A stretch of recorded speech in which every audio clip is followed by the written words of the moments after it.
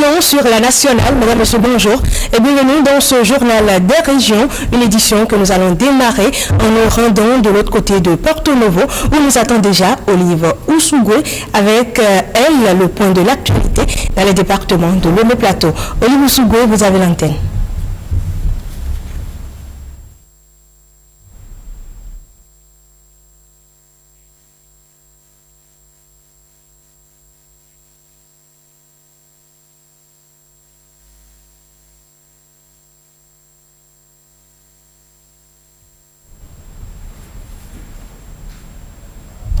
Voilà quelques petits soucis de liaison avec l'antenne de Porto Novo.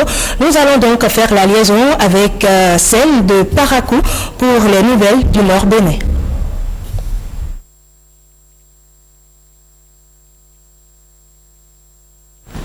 Madame, monsieur, heureuse de vous retrouver en ce début de semaine, une nouvelle semaine d'examen au Bénin.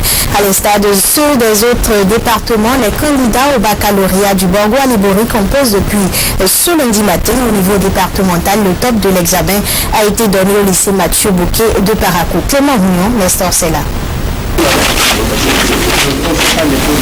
Voilà lancé l'examen du baccalauréat session unique de juin 2016 dans les départements du Borgo et de l'Alibori. Il est 8 heures. Les candidats de la série F3 au lycée Mathieu Bouquet découvrent l'épreuve de français.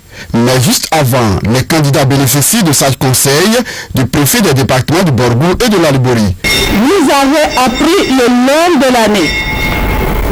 Aujourd'hui, ce n'est qu'un simple devoir. Je vous demande de ne pas vous précipiter. Lisez tranquillement les copies. Réfléchissez bien avant de vous jeter sur la résolution. Nous souhaitons que vous puissiez réussir. C'est vrai, vous avez fait des efforts, les parents ont fait des efforts, les enseignants ont fait des efforts. C'est aujourd'hui le moment pour vous de le prouver. Dans ce centre de lycée Mathieu Bouquet, ils sont 1242 candidats et planchent dans les séries G, F et D. Pour le compte des départements de Borgo-Alibori, ils sont plus de 15 000 candidats à l'assaut du premier diplôme universitaire.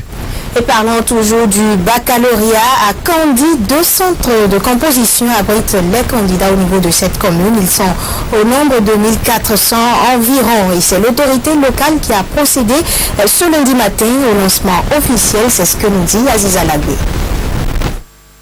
Malgré les menaces de Dame Nature, les 1404 candidats au baccalauréat session unique de juin 2016 dans la commune de Kandi répondent progressivement à l'appel. À la quête de leur premier diplôme universitaire, les candidats se disent très confiants avant le démarrage de la première épreuve, celle de français. Ce matin, la composition va se passer bien. Avec la grâce de Dieu, je me sens comme si j'étais pour la préparation d'un devoir de classe. Je me sens à l'aise parce que je me suis rassuré qu'on ne nous demandera pas ce qu'on n'a pas appris. Pour cette évaluation finale des acquis de l'année, l'on exhorte les candidats à plus de lucidité et de vigilance. Vous avez suivi les cours en 9 mois. Maintenant, on vous demande de faire la synthèse en 4 heures de temps. Donc, à vous de jouer le jeu. Il faut avoir la tête sur les épaules. Il ne faut pas paniquer. N'ayez pas peur. Il faut réfléchir, beaucoup lire à plusieurs reprises les épreuves. Comprendre avant de se jeter là-dessus. C'est un défi qu'on vous lance. Cette année, la Louis doit, n'est-ce pas, relever le défi de la réussite. Les épreuves de cette série, à savoir la A1, la A2, la B et les séries G1, G2 et G3 vont être proposées aux candidats dans la commune de Kandi. Mettons à présent le cap sur le département de la Donga, précisément à Djougouébien. Mérida Pinsoto a fait pour nous ce matin le tour des 2 centres de composition qu'abrite cette commune, bien sûr, pour le constat du déroulement de l'examen du baccalauréat. Suivez plutôt. Collège d'enseignement général 1 de Djougou, un des deux centres de composition du baccalauréat dans la commune. 7 heures. Les candidats prennent d'assaut le centre. Certains déjà sur les lieux s'occupent de leur ventre en se trouvant quelque chose à manger. D'autres sur la cour du collège préfèrent se détendre entre candidats. D'autres encore préfèrent plutôt rester concentrés dans les salles en attendant le coup d'envoi des épreuves. Je crois qu'on ne s'inquiète de rien. On n'a pas peur. On attend seulement les épreuves. Non, je n'ai pas du tout peur. J'attends juste impatiemment les épreuves. Bien sûr, je me suis préparé en conséquence. Je suis un peu stressé et je ne sais pas ce que ça peut donner. Mais avec ce qu'on a eu à faire en classe, je pense que le succès est là. Du côté de l'administration, dans cette salle, des professeurs fermés pour éviter sûrement toute perturbation, les surveillants reçoivent les dernières consignes. Les retardataires sont obligés de rester à la porte. Au second centre de la commune, CEG2, à 8 heures, la sirène donne le top. La première épreuve peut être lancée et c'est parti pour 4 heures de concentration pour ces candidats. Le moment de faire valoir tout ce qu'ils ont appris durant l'année scolaire. Pour l'heure, pas de dysfonctionnement à noter. Aux premières heures, nous disons que tout a bien démarré. Il y a eu au niveau des surveillants du salle quelques absents. Nous allons procéder à leur remplacement. Les 2 superviseurs sont là, les agents de santé sont là, les agents de force de sécurité, tout a bien démarré. Nous rendons grâce à Dieu.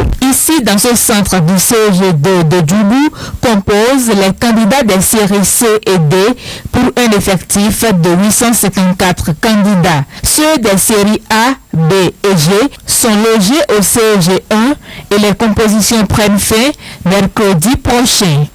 Voilà qui confirme donc que l'examen du baccalauréat a bien démarré ici dans nos 4 départements, en l'occurrence le Borgo, Alibori, la Takora et la Donga. Nous souhaitons bonne chance à tous les candidats. Sur notre registre à présent, le collectif des enseignants stagiaires ANP volontaires du Borgo donne de la voix à travers une déclaration à la presse samedi dernier à Parakou.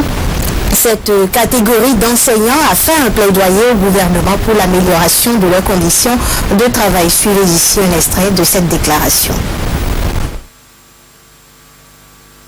Excellence, Monsieur le Président de la République, suite à la transmission du mémorandum des enseignants stagiaires ANP, volontaires et des normaliers à la présidence de la République, au secrétaire général de la présidence, puis au ministère de la fonction publique le 10 mai 2016, resté sans suite à ce jour, nous passons par ce canal pour faire part des conditions de notre adhésion au PAES 2014-2016, de notre situation actuelle et de notre plaidoyer. 2524 enseignants sont recrutés pour l'enseignement maternel et primaire, soit 2024 pour l'ANPE et 500 volontaires du progrès. Déployés sur le terrain, nous avons nourri l'espoir que, tel que l'a mentionné du moins le DG ANPE, de notre insertion plus tard dans la fonction publique. Mais l'arrêt du contrat en septembre 2016 au lieu de décembre 2016 sans aucune explication nous laisse interrogatif. On travaille sans être payé. Donc vous faites des mois, on vous donne un mois, par exemple ma cuisine, il y a 5 mois sans payer et c'est un mois qui vient de m'en donner. Voilà que nous avons des dettes. Quand tu prends un mois, tu vas payer qui laisse qui, donc la situation est très pénible. On veut travailler, mais c'est que nous ne sommes pas motivés. Vu cette situation, malgré ça, nous allons pas toujours à l'école pour travailler avec ces enfants parce que les enfants sont innocents. Voilà, madame, monsieur, c'est l'essentiel à retenir aujourd'hui comme actualité dans le Septentrion. Très ravi d'avoir été des vôtres. Merci à vous, Alessandra Dioton, pour ces quelques informations. Et après les nouvelles du Nord-Bénin, nous allons essayer de retrouver une fois encore de l'autre côté de Porto-Novo, Emilienne Fayomi, et non Olive Ousougwe, comme je l'annonçais. Donc, Emilienne Fayomi, bonjour et bienvenue à vous. Mesdames, Messieurs, merci de nous retrouver pour cette session d'information en provenance de Porto Novo. Le top des épreuves écrites du baccalauréat 2016, toutes séries confondues, a été donné ce matin au lycée Tofa 1er de Porto Novo pour le compte des départements de Lomé et du Plateau. Un lancement qui s'est déroulé sous la houlette du recteur de l'université de Porto Novo et du maire de la ville. Suivant le reportage de Guillaume Avieno et Brice Hondo. Lycée des jeunes filles Tofa 1er de Porto Novo.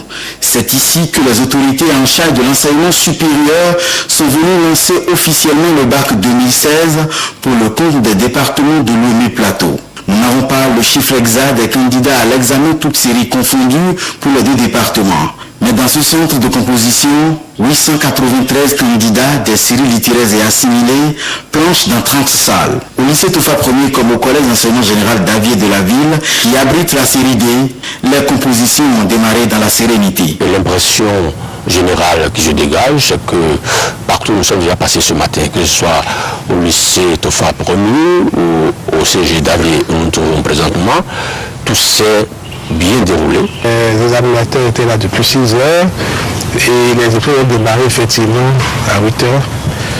Et l'autre motif de satisfaction, c'est qu'il y a moins d'absents, parce que tous les candidats sont là.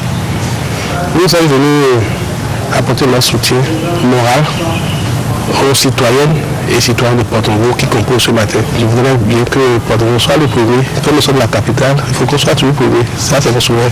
Au plan national, un peu plus de 115 000 candidats sont à l'assaut du premier diplôme universitaire au Bénin, et cela durant 3 jours à compter de ce lundi. Parlons à présent environnement. La municipalité de Porto Novo est souvent accusée d'immobilisme face aux désagréments que connaissent les usagers des carrières de sable de la ville sur la question de l'aménagement des sites d'extraction. La municipalité réagit à cet effet. Pour elle, l'aménagement des 10 sites incombe aux exploitants. Suivant à cet effet le directeur des services techniques de cette municipalité. C'est un micro de Guillaume Avienu. Est-ce que les gens ramassent ce sable-là? Ils passent dans l'air, si on passe sur les voies de la ville qui passent pour pouvoir livrer. La ville intervient pour l'aménagement bien entretien de ces voies. Donc c'est l'ensemble des ressources que la mairie a, que la municipalité a, qu'elle utilise pour entretenir les routes, dont celles que les camionneurs utilisent pour livrer leurs marchandises. Donc il ne peut pas dire que la mairie ne fait rien pour eux. Les sites proprement dit, leur entretien leur revient. Il appartient aux camionneurs dès lors que c'est du sable. Et là, plus précisément, on est dans un milieu humide. Ils ont l'obligation de prendre une partie de sable pour, d'une manière en permanence, à mettre pour rendre, pour entrer, pour assainir cet environnement-là. La mairie ne va pas venir, c'est comme vous demandez à ce que la mairie vienne balayer la maison de quelqu'un. Là, c'est leur lieu. Bien que la mairie vienne balayer le lieu du travail de quelqu'un. La mairie n'est pas là pour venir leur balayer, bien venir leur entretenir leur lieu du travail. Mais si c'est les voies d'un secteur, comme vous le dites, on le fait. Il est vrai qu'actuellement aussi, bien que nous sommes dans un environnement humide, on est en saison pluvieuse et on sait tout ce qui se passe à ce niveau. Bon, et actuellement, étant donné que nous sommes dans un domaine de précarité, il y a des actions qui sont programmées pour pouvoir le faire. Dès que les pluies vont un peu, on aurait un peu d'accalmie, on va intervenir. Et on verra, même les voies qui vont directement vers ces choses-là, on fait quelque chose. Enfin, dernier élément de cette intervention, c'est la page santé, l'une des techniques modernes de suivi de la grossesse reste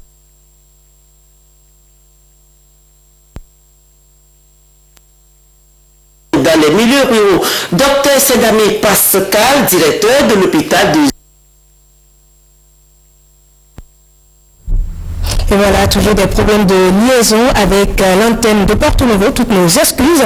Nous allons parler culture à présent avec, et puis vous le savez, le Bénin est une terre riche de sa diversité culturelle. Le vaudou reste ainsi une caractéristique fondamentale de notre pays. Le Legba est une divinité qui, comme tout autre, a une fonction précise. Quel est le rôle du Legba et son sens? Suivant notre équipe de l'antenne régionale de Boycon.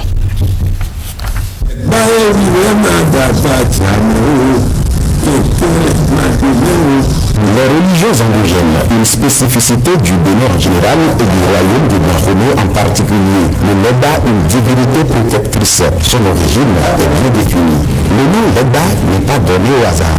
Legba provient de la phrase Legbara.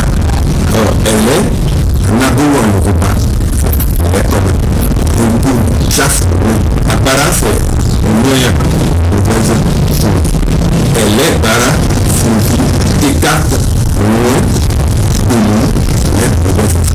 L'implantation du Legba obéit à certaines considérations.